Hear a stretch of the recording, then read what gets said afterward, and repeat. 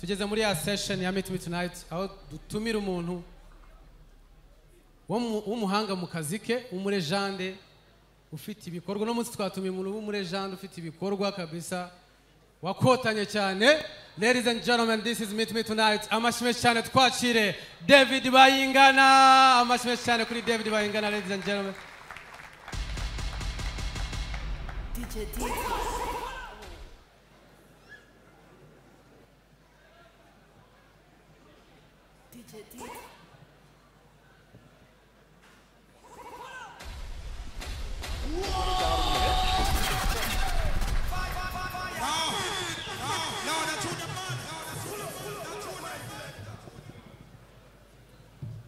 David Karame, umwaka mushya. umwaka mushya muhire. Wabasuhuza asaba abantu amagu bisuhurize. Ndabasuje mu byubahiro mwese. Ladies and gentlemen, mwakoze cyane kuza kuko abanyarwanda bangana gutya kugutiza amasanga na gutya bivuze ko ufite icyo ukora kandi kizima. Reka tubashimire cyane. Urakoze cyane David, nagutumiye kugira ngo tuganirize. Uri umunyamakuru wa siporo. Siporo ivuze iki kuri wowe? Siporo no ubuzima. No ubuzima. Ariko siporo ni nakazi. Siporo ni business. Ndetse siporo ni gahuza miryango kuko naho twicaye aha ngaha yagize uruhare rurimereye cyane n'ubundi mu guhuza umuryango nyarwanda siporo. Yeah. Nimba atari ibanga David, watangiye umwuga w'itangazamakuru ryari? Natangiye ntera ibiraka kera, nari nzi ko nzaba umwanditsi ukomeye uretse ko ntibagiwe kwandika. Ariko natangiye nkora freelancing muri The New Times. Iki gihe chief editor wanjye bamwitaga Emma Sekanabo kuri page za siporo. No mwaka wa 2005. 2005 yego. Ariko mbere yaho abantu bazi Bwana Kabonero wari ufite ikinyamakuru cyitwa Umuseso. Yari afite icyo bita ngo ni side newspaper yitwa ngo ni The Champion. Nakunda kwandikamo nyine utuntu duke kuri filime. Wanditse na filime? Amashimwe cyane kuri Bayingana. Nje nari nzi kuri umunyamakuru wa siporo. Tukaba dusigaye dukina ibintu bimwe na bimwe bitafatika kandi uhari nk'umwanditsi. Ugomba kudufasha. Ntago ari cyo gusa ndimo ndagukoraho research, naje gusanga uri mwe mu bantu batumye abantu bizi Butare mwikomera amashyi twumve nimba muri hano muri kaminuza. David Bayingana uri mwe mu bantu batumye ibiciro byo muri abantu bizi Butare mukoma amashyi nabize muri Kist kuko twarahanganaga cyane. Kaminuza y'u Rwanda mwikomera amashyi. Abize muri Kist hirya hano. Merci. Ariko iyeleka ntimundakarire. Yeah. N'abantu bo mu migina ariko ntago twarakara. Njye niga mu migina. Uri umwe mu bantu batumye ibitaramo byo muri auditorium igiciro kizamuka. Auditorium ya kaminuza? Ya kaminuza. Wakoresheje ibihe banga? Oya, nagize amahirwe muri kaminuza y'u Rwanda muri iyo myaka byari bigoye kugira ngo bagutore kuba komiseri. Wari komiseri? Nari komiseri wa siporo wa kaminuza y'u Rwanda. Yeah. Wari komiseri wa siporo muri kaminuza y'u Rwanda? Siporo yaragukurikiranye cyane. Urumva hagati aho ariko kera ntago byari bikomeye ku mashuri si nk'ubu. Abanyeshuri babagaho mu bintu by'ibikundi bitewe naho mwagiye mukomoka. Wasangaga igikundi cy'abantu bavuye muri Tanzania bagenda bonyine, abavuye i Bugande bakagucaho bavuga ikigande, abavuye muri Congo bati naba.com nabo baraha, abavuye i Burundi nabo bari ku ruhande. Na pariti ntazibagirwa nayo twabanaga muri kaminuza y'abavandimwe nabo murabaziri b'abanyamurenge nabo bakunda kuba bari muri amashyi cyane kubo ku murenge. Now ariko akaba groupe yari ikomeye cyane muri kaminuza y'u Rwanda yasaga nk'itegeka, yitwaga ngo ni groupe y'abanyacyangugu. Nibo bari abayobozi. Bwana abanyacyangugu iyo batahitagamo kuri butorwe kubera ko bari benshi b'abahanga kandi bafite influence ntago watorwaga warashyaga uvuga ngo kugira ngo ube komiseri wa siporo wabigizemo uruhare amajwi nayakuye mu banyacyangugu abanyacyangugu ndabashimira mwarantoye so urumva rero icyo gihe nkigeyo nasanze kureba filime byari amafaranga 50 icyo bitaga ngo ni pafu. Icyo gihe abanyeshuri muri kaminuza y'u Rwanda bamanikaga fishi yo kwishyura amafaranga 50 ukajya kureba filime. Ibya 50 ndabivuga nta 50 mu bantu dushyira ku ijana. Umuntu wa mbere nk'ibi wa komiseri waje arambwira ati ibi biciro wadufasha kubihindura. Inshuti yanjye magara ngo Alex Muyoboke yakunda kuzana ama DVD yakuye i Buganda y'abantu bitwa ngo ni Babudumurasi, murabibuka? Abudumurasi ibaze niwe yazanaga. I'm telling you that Abudumurasi DVD murazibuka icyo gihe akazimpereza yateze bisi avuye i Buganda azanye zipakiye n'izaba Chameleone nabande.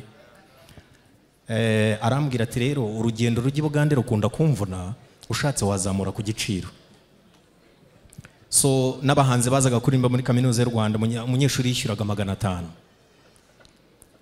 Ndayimura nyishyira ku 1000 n'ibihumbi 2 nka VIP nyine nka yarabona nk'aba ba VIP bishyuye nka 2. Hari 1000 hari 2. Gusa cyantunguye kandi kikantangaza uretse ko cyanambabajemo gakeya n'uburyo bamaze imyaka 10 bakishyura ayo mafaranga ntago ari byo. So bivuze ko umuhanzi wese wasubiraga muri kaminuza ntabwo igiciro kigeze kizamuka kugira ngo byibuze batere imbere nawe atere imbere. Biradusaba gusubirayo. Turagusubizayo. Ntabwo bishoboka.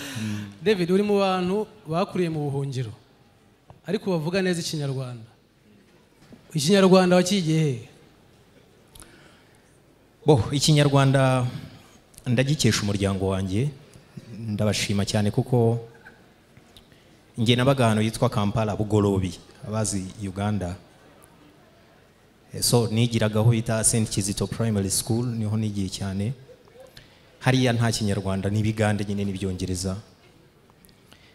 Ariko nzahora nshimira data utakiriho kuko yafashe ingwa chalk aca imbere y'umuryango w'iwacu aho twabaga atubwira ngo ibyongereza byanyu n'ibigande bihame hanze mu rugo rwanjye bavuga ikinyarwanda. Mujye mudushimira ababyeyi ba kera kuko ntabwo ubuzi impact bizakugeraho kubera ko abenshi twazanye ikinyarwanda bakiza imirimo yaramaze gutangwa. So byarabagoye cyane nicyo nshaka kuvuga, barakererewe. So ariko kuva naza nahise nkomerezaho nyine birumvikana ko nakivugaga muri munsi mu rugo. Noneho nkigera mu Rwanda byaratworoheye kubera ko ninjire mu masomo yo kwigisha za ntera amasaku ibintu nk'ibyo byose. Basango uyamazemo iminsi. Cyane. So nuko nguko byagenze. Bayingana umunyamakuru wa siporo ariko wize amategeko. Ni wowe wabishakaga cyane influence y'ababyeyi? Ntago byari ngewe ariko ndayakunda. So ntabwo nashatse kwiga amategeko kubera ko abajyaga muri kaminuza y'u Rwanda icyo gihe ntago shuwa zari nyinshi. Abantu bubu mugira amahirwe kuko mufite shuwa nyinshi z'ibyo mwashaka kwiga, wabyiga online, wabyiga uri ku ishuri. Nge nashaka kwiga international relations. So ngezeyo barambwira ngo ibyo bintu ntago bibaho hano. Ndavuga nti reka ndangiye kwiga mass communication nayo ntayo yari ihari. Nsanga ikiri hafi n'umwuga w'itangazamakuru. Muri kaminuza y'u Rwanda buri mwaka bakiraga abanyeshuri 15 baze kwiga itangazamakuru. Mu gihe ahandi musanga muri 70 cyangwa 100 bari 15. Kandi nabwo 15 bajya gukora ikizamini. Ngi cyatumye rero mpitamo amategeko. Ntago imibare yanjye ari myinshi cyane, narebye isomo ritarimo imibare nyuma yo kubura ibindi. Ndavuga nti aho kurwana n'imibare narwana n'ururimi. Kubera ko ku bantu bazi nka Professeur Ngagi Alphonse kuba muzi mwarimu w'amategeko ukomeye cyane niwe mu batwigishije ariko twigaga mu ndimi zose ukiyaranje ariko ukamusubiza mu rurimi ushaka. So nahisemo kwiga amategeko. maze kwiga amategeko nanjye nzanira ibyangombwa ababyeyi mbe bashyira imbere ndababwira nti mwantumye kwiga mwakire impapuro zanyu nanjye ngiye mu byanjye. Wabahaye impapuro zabo nawe urikomereza? Yego. Ntago nifuza kujya gukora amategeko gusa amategeko yandinze byinshi kuba warayize yari yakubye kubera ko iyo ufite murabiza abantu mwese mwiga hari ikintu cyitwa introduction to law ni isomo ryangombwa kuri buri muntu introduction au droit. So ugiye waba wiga science waba wiga iki barari kwigisha kugira ngo umenye neza utagwa mu cyaha kubera ko utasobanukiwe. Murabizi ko ni gazeti ya leta isohotse ni ngombwa ko tuyisoma ntituyisomerwa. Iyo ni itegeko ryahinduka uno munsi ejo warihanirwa Messi. Twe dukunda gusoma y'umuhanda. Ayo muhanda okay. So nuko nguko nisanze ntakoze amategeko. Iyo izina David Bayingana ni izina rizwi cyane muri siporo ariko rigaruka mu myidagaduro. Ntago nzi ukuntu bihuza muri siporo turakuzi rwose naho uzwi cyane ariko no muri entertainment turakuzi kubera ko wagiye ubumujyanama w'abahanzi benshi. David Bayingana managinze abahanzi benshi ariko ntago twabimenye yabaye manager wa Riderman. Ufasha abahanzi benshi barimo The Ben, Israel Mbonyi. Riderman byari bi Muyoboke nadufasha zajya nkureba unyibutse ni si nka 2002 buriya Riderman oya 2009 nibyo 2009 yeah nibwo wamufashije. Ibi bintu bihuza gute? Riderman uri mu bantu bana we na Muyoboke nimba ntibeshye mwazanye izina ry'inshuti z'ikirere. Inshuti z'ikirere iryo zina twari komoye ku ndirimbo n'inkuba remix. Fata nk'indane mu kirere nk'umurwa ibintu nk'ibi ndirimbo ya Riderman. Usache mu nkokona. So niho ryavuye ariko ryari rishingiye ku nshuti zari zirimo Kate Kavuyo, zirimo The Ben, zirimo Tom Close, zirimo Lil Ngabo, zirimo na Riderman. Nibo bari inshuti z'ikirere. Ni nayo groupe yari iri aho ngaho isa nk'ikomeye mbere gatoya yuko na Tough Gang igira imbaraga ubundi intambara iravuka. Mwe mwarizana izina The Ben twe ngiye na Alex twabafashaga nyine muri gahunda zabo ariko buri umwe yakoraga ibye ariko bagahura nk'inshuti z'ikirere. Amashyi cyane kuri Bayingana ladies and gentlemen. Ari kibazo nshaka kubaza wakoze ibintu byinshi n'ibindi ukora.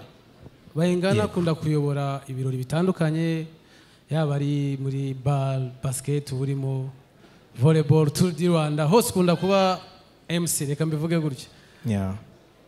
Cyane ukanayobora gahunda ahantu hari umusaza wacu. Experience yawe ya mbere we musinga ahantu hari president wari umeze ute?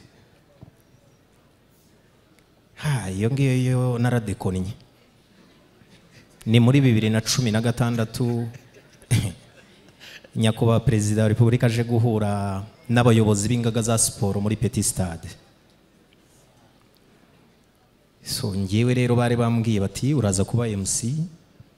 Ntago nari nzi icyo bita protocole murayibona ya yindi uko abayobozi bakurikirana. Ngiye n'introduce His Excellency ubundi ndangije ntangira kureba mu ministry nzi nkaba ari we mvuga. Nkabona nka komanda nti nyakuba komanda wenda winiyi nkareba uyu. So nishi icyo bita general protocol urabizi ni ngombwa muri gahunda nk'izo ngizo protocol igomba kuyubahiriza nicyo nibuka ariko experience nuko ubu ufite ubwoba bwinshi Messi umva nkwizeza ikintu kimwe ntubona ibyo wikora hano ntubona ibyo uza hano uti ladies and gentlemen welcome ibinibi n'amashaka menshi cyane aha ni mu mazi ahandi ni mu mavuta. So nukuvuga ngo nta kibazo wagira ariko iyo ntuza yo kumva kuri bujya imbere y'umukuru w'igihugu mwabantu mwe nidutifuza kujya imbere ya His Excellency amashyi menshi cyane ku mukuru w'igihugu cyacu mbere rambere. So ugira ubwoba ariko icyo nabonye nuko ababa bari hafi baragutinyura cyane umutima wawe baba urebera hano ko wasohotse wagucitse bakagenda bawusubizayo buhoro buhoro sa nyuma ariko iyo utangiye urabizi wita bigenda neza. Bayingana wirwanaho rwose from zero reka mbivuge gutyo ubu ngubu uri co-founder wa BNB. Jado Castar ni umuntu ki kuri wowe? Jado Castar kuri ngiwe ni byabaye mahwi.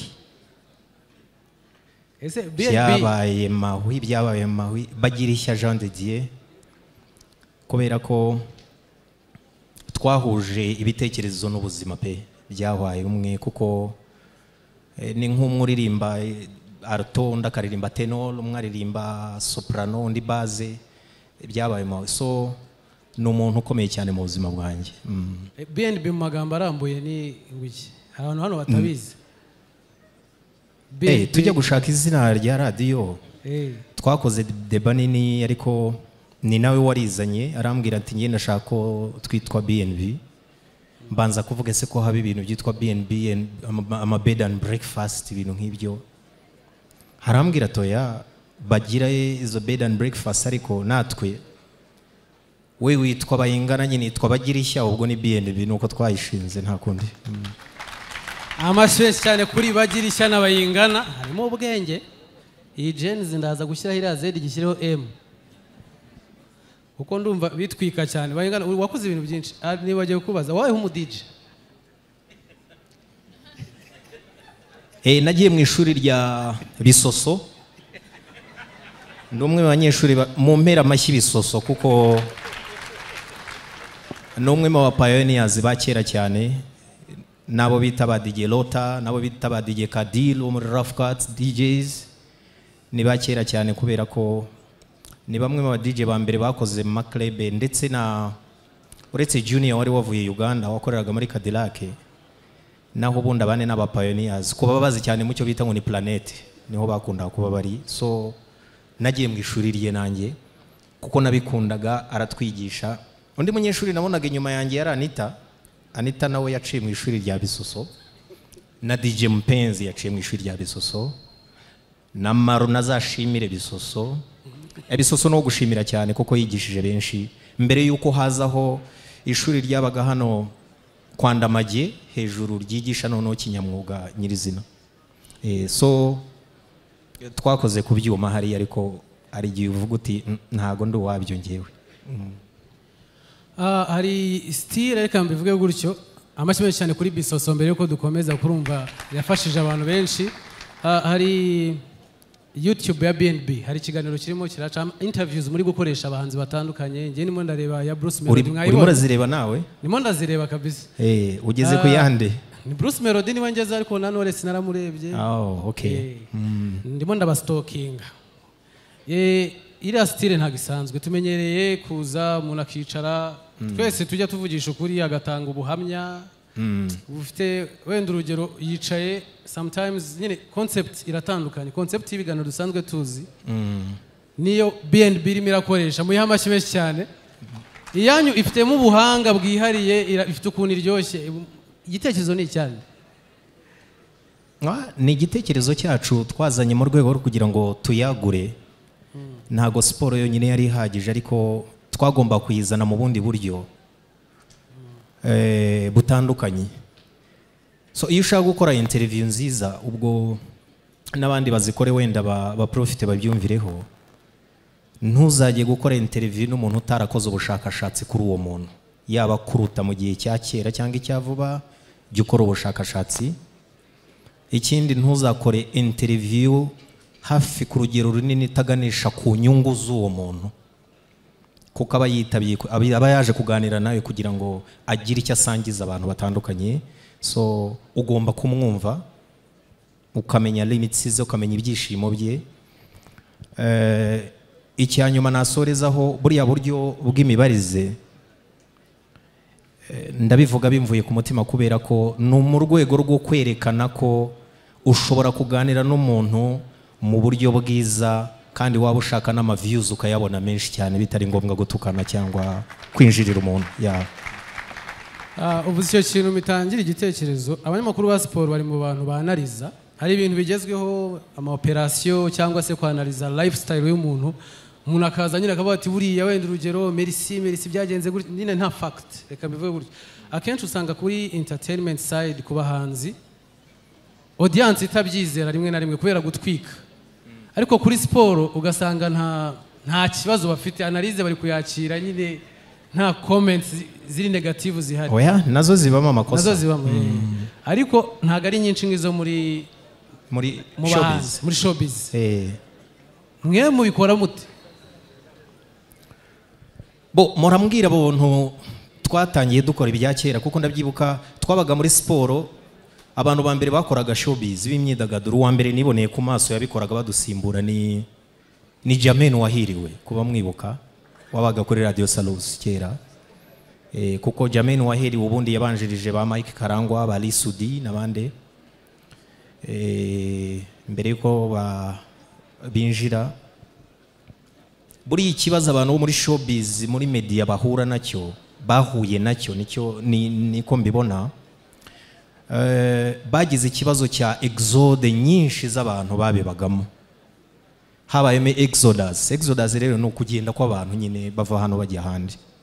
No kuvuga ngo iyo nibutse ba Murenzi, nkibuka ba Lisudi nyine icyo gihe, ukibuka ba Jamen Wahiriwe, uko mutakaje abantu nk'abo bakagenda, imbaraga zo kurema abandi ziravunana. Noneho musanga nta continuité ihari muri icyo kintu.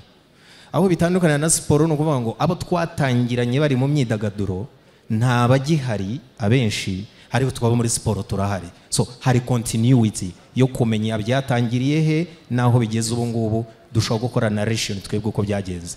Ariko noneho muri showbiz ikibazo bafite nuko hari aho byatangiriye bigacika, undi akaza ari mushya gutyo, so biragoye. N'abagerageza kuba batinzemo ntago ari benshi, mbona ari icyo kibazo cyabahuye. Bo bahora batangira, umuntu arazaga akabana, undi akaza atangira adakomeza undi yageze. Niko nabyo. Ariko Phil Peter we no wakera. Phil Peter na wareze buriya murebe kuri. Arumva Phil Peter arabizi byinshi. Nawe turamusaba ntabivemo, kuko uretse ko mbona arimo kuririmba cyane nanone. Aririmba ariko ni za mpambi n'ubundi nta kintu bitwaye. Oya. Nta kintu bitwaye. David, muyoboke mwamenyanye ryari? Ntago mbyibuka. Ikibazo cyane na muyoboke gihere n'igihe twamenyaniye ntago nyibuka. Gusa nzi ko umunsi wa mbere twabonanye twahuje imyaka irarenga 20. Muri inshuti amashyi menshi cyane kuri muyoboke na David Bayingana. Man, this guy akoze akazi kenshi. Ntababeshye, mu mpera amashyi menshi cyane Alex Muyoboke. Nukuri tujye tuvuga abantu bagihari, ndamushimira cyane kubera ko niwe ku nshuro ya mbere waje arambwira ngo David tujye gutegura launch. Ijambo launch ni warizanye mu Rwanda. Yari yande? Amaye, yari ya Tom Close. Tom Close? Yeah. Tom Close. Launch ya mbere nimwe mwayiteguye? None. Ariko nge nabaga inyuma, urumva wa mugane wa muntu nge natangirwa ibitekerezo. Niwe wabahaga ibitekerezo? Murakuze. Tom Close. David, nimba atari ibanga, nabahe bahanzi tuzi bakunyuzeho mu iterambere ryabo wafashije? Ntago nabishobora byose. Gusa mbere na mbere ndashimira cyane muganga n'ubundi Muyombo Thomas. Hano nazibagirwa Tom Close ko yari umuntu w'umugabo, kuko twigeze gutega Jaguar tujya gukora indirimbo mama w'abana. Uraseka ikisi? Tugira ibyago Jaguar ya bisi twakunda ngo kwicara inyuma bimwe, urumva turaba star ingofero mwinjiye muri Nyabugogo mwihishe, ntago twarebye idirishya neza twicayeho, kumbi idirishya ryavuyemo. Urabona imbeho y'i Kigali Kampala ibirometero 521, buriya kuba atazi uko bireshya Kigali Mbarara ni ibirometero 250 n'ibindi. Niyo mpamvu bakunda kuhagara, niho mita ya mbere irangirira, mita ya kabiri itangirira Mbarara ujya Kampala.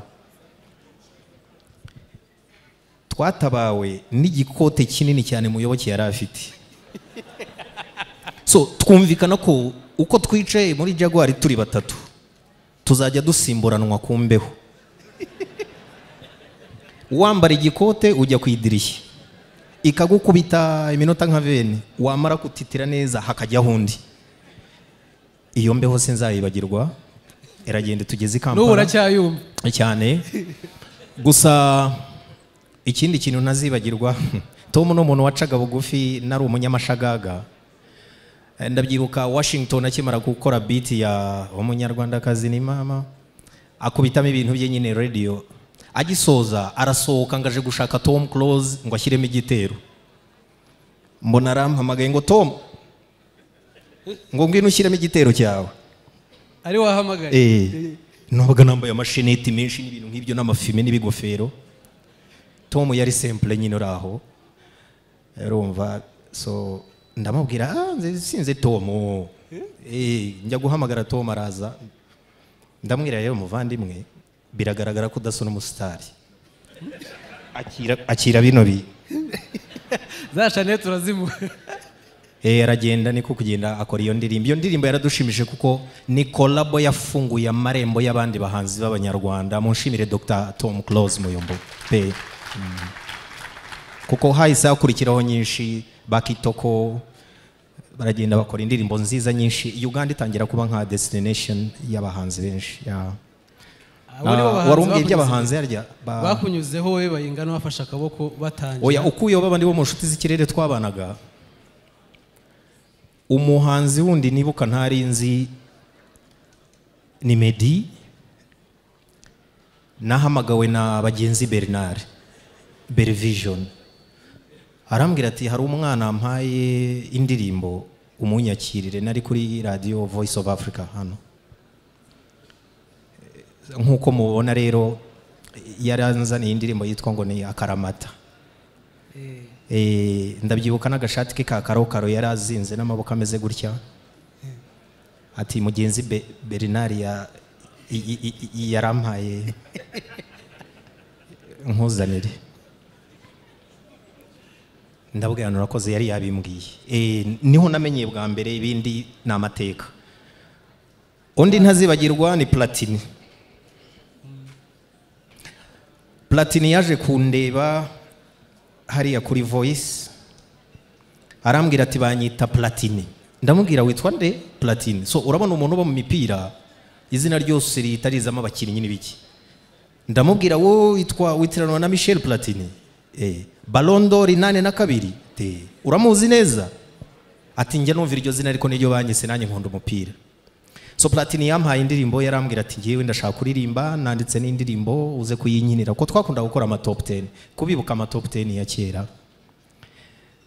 ikintu nakoze kitari cyiza nanjye ariko nyuma naramubwiye ntiyonza kuba ntaragikoze byari kunshimisha nuko nasubije Platini wabo mu rugo ndamubwira ngo genda unyandikire iyo ndirimbo ku rupapuro Platini atega moto asubira Kicukiro niho babaga arayandika ku rupapuro arayinzanira nimugoroba turayikina muri radio yaranambwiye ati twakusanyije famille twari hamwe muri salon wayikinnye Platini arambwira turakoze cyane atariko amafaranga yakurikiye no kuri papa yatangiye kunshyigikira kujya muri studio ndavuga nti komereza aho ngaho ngiye kumva numva ngo habayeho Dream Boys so na Platini no mushimire ko ni gihangange ubu ngubu umushimire cyane Platini amashimeshyi cyane kuri Platini abandi ni ibisanzwe ntago ari cyane ngira ngo ngenda niba kutuntu tumwe na tumwe ni twinshi ariko uri no mubafashije nyakwigendera Iva Bravan Bravan Bravan yari mu itsinda rya New Level Bravan abantu bibuka radio yitwa KFM murayibuka nanjye nari ntashye nk'abandi mu ijoro bucya numva indirimbo kubihagarika biranze kubihagarika biranze noneho ndaryumva numva umuntu uririmba neza nkoresha telefone da recordinga ngenda mbaza ntago nari muzi umuntu wamumbwiye ni Kate Gustave arambwira ati n'umusore rero genda umubaze Bob ndagenda Bob arambwira ati bamwita Iva Bravan so icyo nakoze nafashe Iva aruhukire mu mahoro mutwarira bwana Jean-Marie Mukasa na Medi Saleh kuko bari babaga muri New Level. Ndabwira nti nyuma ya Active uno musore nawe yaza mu itsinda, nuko gahunda za Iva Buravan zabaye n'igitaramo cye cyambere tugikorera muri iryo hema ryo hepfo aho ngaho. Amashyi menshi cyane ku bikorwa byiza bya Iva Buravan, tunamushimira cyane. Undi nibuka ni ariko Alex kuki utanyibutsa igitaramo cyambere cya Butera Knowless album launch 2010 niwe wagikoze. Amashyi cyane kuri David Bayingana. Ariko nkibaza wakoze ibintu byinshi, niki cyaguteraga imbaraga? N'urukundo. Urumva iyo usengerera ukunda nta guhendwa nta no guvunika. Iyo ukora icyo ukunda nta mvune yacyo wumva, uba wumva ari fier kuri wowe. So byaro urukundo, nta kiguzi cyari kirimo n'urukundo cyane. Undi muntu ntari wibagirwe namubonye yagiye Mani Marite arihe? Mushimire Mani Marite n'ukuri. Okay. So na Mani Marite mwarakoranye? Ego. None se ari we na Muyoboke ninde mukuru? Oya, ijya byihorera. Urumva Muyoboke anduta nk'ukwezi cyangwa nkamuruta ukwezi. N'amezi nta mwaka uri. Yego ya. Uvuza abahanzi ariko hari n'abanyamakuru bafashije. Oya, abanyamakuru b'imikino bo twarakoranye cyane benshi. Umuntu wenyine mbafiyeriye n'umuntu witwa Sidike Nsengiyumva. Namukuye mu biryo gakunda kuvuga Arsenal cyane, ndamubwira wa muhungu ufite ijwi ryiza ngwino dukore. Cyane cyane ko ari n'umusilamu tuba tujyanye kuri Radio Voice. N'abandi benshi twagiye tubana nabo. Jado Castar mwamenyaniye he? Muri kaminuza y'u Rwanda. Uri mu bantu bamuzanye Kigali? Aya. Ariko ningiye wamusabye kava kuri Radio Salus. Naranumusererezwa ntiva mu cyaro nubwo nanjye nahabaye ngwino kuri Tele DC Radio TV 10. Ubwo se urumva atari wamuzanye Kigali? Amashyi cyane kuri Bayingana. David, intego yi Meet Me Tonight tuba dufite theme ya use what you have to get what you want. Okay. Ubona ari ziye opportunity dufite as young generation, mwebwe mu gihe cyanyu mutari mufite, twe tuzifite tukaba tutari kuzikoresha. Oya, ubu ngubu hari opportunity nyinshi, ariko ubanza unyemerere opportunity ya mbere buriya twageze nk'abanyarwanda n'igihugu. Nukuri pe n'igihugu. Amashyi cyane ku gihugu cyacu. So opportunity zirahari, ahubwo nahawe ho kumenya aho wipositiona no kumenya icyo ushaka. So Messi ngira ngo opportunity wakoresheje no gukora Gens, niyo mpamvu twicaye aha ngaha. So opportunity zirahari, nahaho kumenya icyo ushoboye, ubushobozi bwawe, impano yawe ahiri, akaba ari werekeza ibyawe n'ibitekerezo byawe. Muri karere yawe izo zose watubwiye, hari nimwe bigeze wumva wareka ukavuga ati ibi ngibi ndashaka kubireka ngakora ibi ngibi? Gucika intege nibyo nshatse kuvuga. Yego bibaho, gucika intege bibaho cyane. Gucika intege bibaho, ariko urukundo nirwo rugusunika. Ibyo twishyurwaga paraporo ibyo twakoraga ntago byahuraga, ariko twasunitswe n'urukundo. None ubu murarya amatunda. Buhoro buhoro. Amashyi cyane kuri David Bayingana. Tugiye kwakira ibibazo bitatu. Murakoze. Ngenda baza David Bayingana ukuntu akoresha social media. Yenspirwa n'iki ukuntu akoresha social media nyine ni gute avana inspiration yo gukoresha social media kuri? Iki arabajije ngo ashaka kukubaza ukuntu ukoresha social media. Social media zawe zigomba guhura, zigomba kuba ziranguriwe. Biratangaje kuba ukora umwuga runaka ariko ugasanga urapostinga ikindi kintu kidahuye n'umwuga wawe, kiri kudashaka kuwerekana, ariko ngenzi koresha n'ubundi muri information nta kindi zitandukanye, si muri siporo n'imyidagaduro. Sibyo? Ikindi kibazo?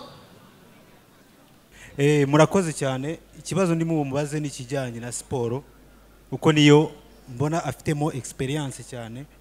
So ku bunararibonye ufite muri siporo yo mu Rwanda ubona ari iki kibura kugira ngo tugire abakinnyi bazamura urwego rugere hejuru n'Amavubi abashe kubona insinzi nkuko tugeze kuyigira tujya muri CAN? Harabura iki nk'iki gihe umaze muri siporo? Hari wari uvuze ngo harabura Amavubi.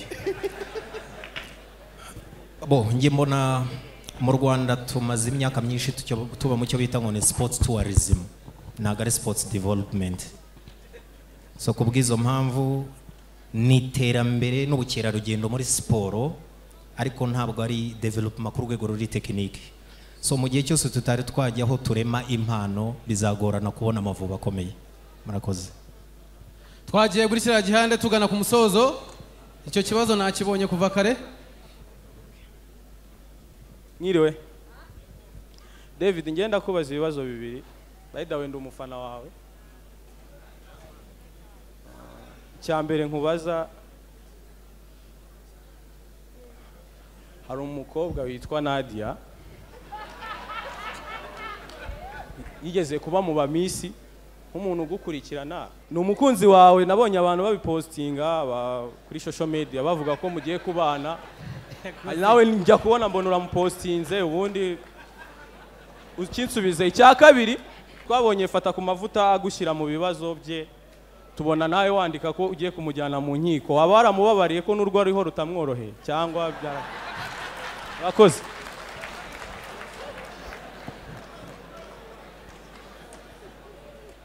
Nanjye ndakunda nk'abandi, so ubwo ndamukunda cyane. Icya kabiri rero ntago ngisubiza kuko sinkunda kwivanga muri politiki. Amashimwe cyane kuri David Bayingana. Wakoze cyane. Wakoze nawe, merci. Amashimwe cyane kuri Bayingana, amashimwe cyane kuri BNB. Ndabashimiye nanone amashyi menshi kuri mwese mwitabiriye Genesis Comedy kuri uno munsi. Merci. Merci. Kabukinga hongera